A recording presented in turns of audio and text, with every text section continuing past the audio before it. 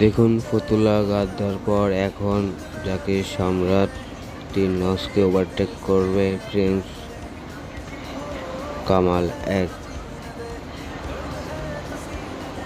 দেখুন কি স্পিড লঞ্চের, দেখুন সামনের দিকে তাকালে বোঝা যাবে লঞ্চের গতি কিরকম।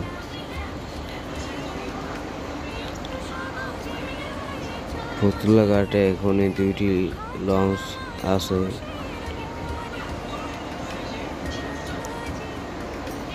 প্রিন্স কামাল 1 লঞ্চটি দ্রুত চালিয়ে ঢাকায় ঘাট করবে, এটা শিওর মনে হয়।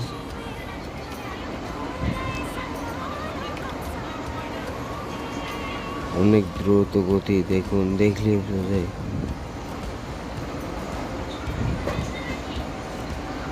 দেখুন গাইস,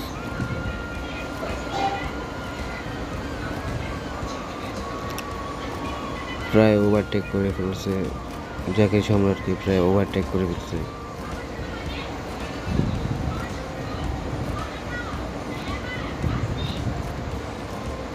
দেখুন শেষমেশ ওভারটেক করে ফেললো প্রিন্স কামাল 1।